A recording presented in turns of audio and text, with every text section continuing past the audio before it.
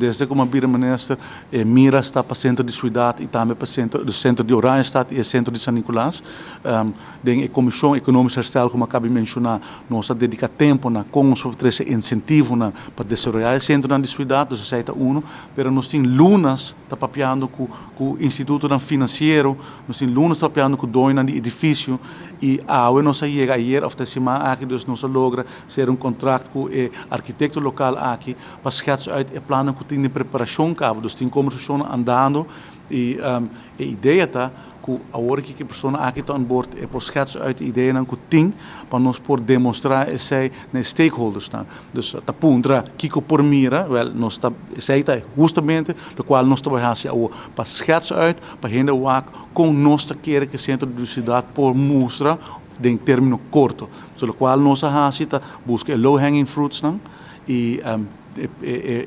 para positivo tá que tem hope low hanging fruits. Centro de cidade tem hope oportunidade e tem hope gente que está disposto para investir para não guarda para ter plano coerente. Então o plano coerente é tá de preparação. Pero não é você algum luno nos está em função aqui de ministro e tá hora que nós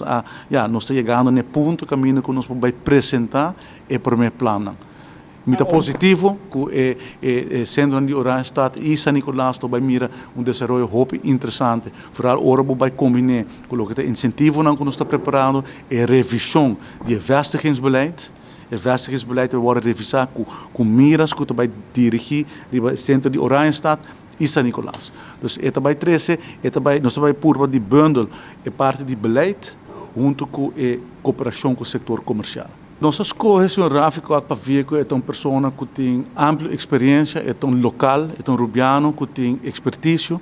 tem o que nós chamamos em holandês institucioneel geheugen, ela em verdade outra parte de design caba, dus de quadro aí nós pensa, nós vai buscar uma pessoa que já acaba, tem conhecimento, então nós está e tem expertise, dus tem conhecimento de Caia Grande, de Caia Betico Cruz e tudo o que tem ronde, pero está assessorar diferente outro inversionista não também e nós quer que nós tem perfect match, um gente que tem conhecimento de Caia Betico Cruz e área, pero também tem a capacidade para traduzir ideia na novo de parte de visão aqui, sobre o qual horas de continuidade significa que nós queremos incorporar o que tem enhance esse, para combinar esse com ideia nova. Dus essa é a tarefa de Sr. Kok para ajudar-nos para schetsen uit a ideia nova e para assim nós temos match do qual que tem caba e com nos quer para o centro de cidade para mostrar. Dus me pedimos que rato mais pendiente de esse,